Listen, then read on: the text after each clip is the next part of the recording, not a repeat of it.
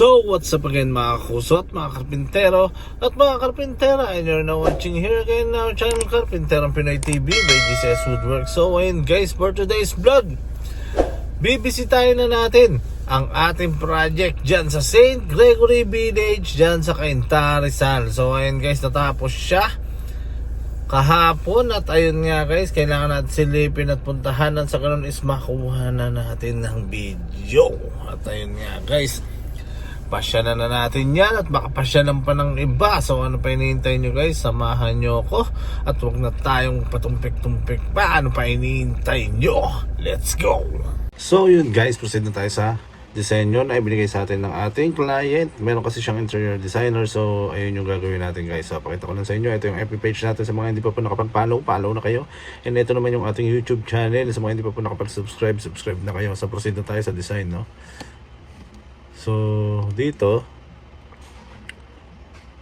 yan, as you can see, dito gagawin natin dyan is kitchen.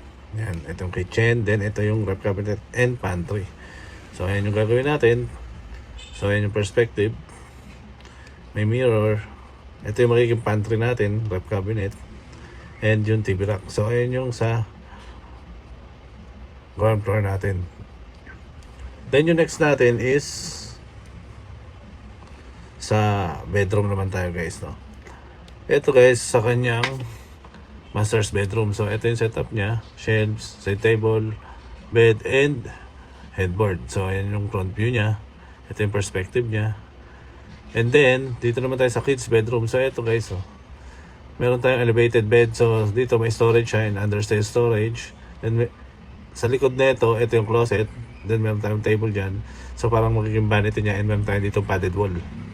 So as you can see, ganyan mangyayari dyan.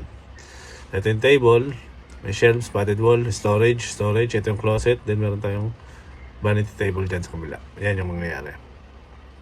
And then sa kabilang bedroom naman, sa guest room, meron tayong isa, dalawa, tatlong bed dyan. So bunk bed siya na may stair storage.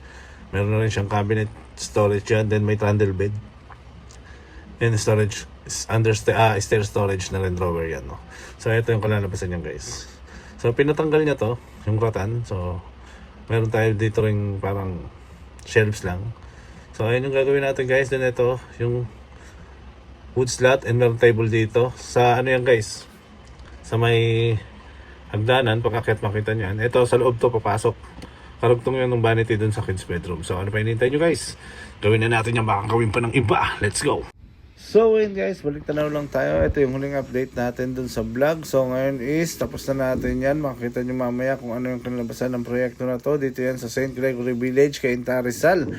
So makikita nyo kung ano yung magiging outcome nyan, kung gaano kaganda at kung gaano kapulido yung project na to. So kung naiinip na kayo at excited na kayo, syempre mas excited kami. So ano pa hinihintay nyo guys? Sabay-sabay natin panoorin kung ano ang kinalabasan ng proyektong ito. Let's go!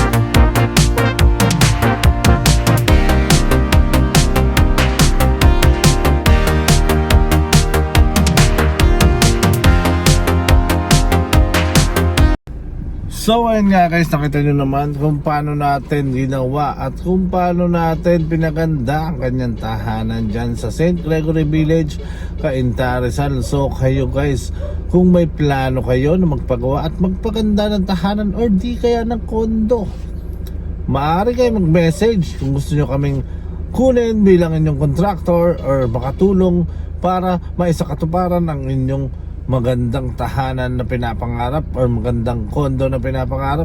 Message lang kayo agad sa aming FB page. Dito lang yan sa GCS Woodworks, or else pwede rin naman syempre sa aming backup page. Dito lang yan sa GCS Woodworks and Bit Out Carpinterong Pinoy TV backup page, or else mas maganda kung makakapunta kayo dito sa amin gawaan.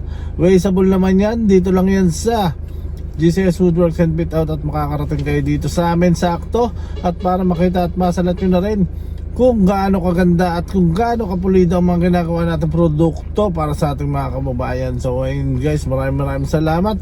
Isa na naman proyekto ang ating tinapos at isa na namang kliyente ang nabigyan natin ng ngiti. At yun guys, no, maraming salamat sa patuloy na panonood at pagsuporta at pagtangkilik sa sariling atin. So ayun guys, dahil lang kami Pinoy, tatak Pinoy, ang Carpinterong Pinoy TV by GCS Woodworks. So hanggang sa muli guys, maraming salamat sa patuloy na panonood at marami pa tayong kaabangan at kapananabikan. Hanggang dito na lang muli. Shoutout sa lahat ng mga gamang Pilipino sa buong mundo at sa mga karpintero sa buong mundo, at syempre sa ating mga OFW na lagi nakasuporta sa atin. Hanggang dito na lang. Breakdown. Salute.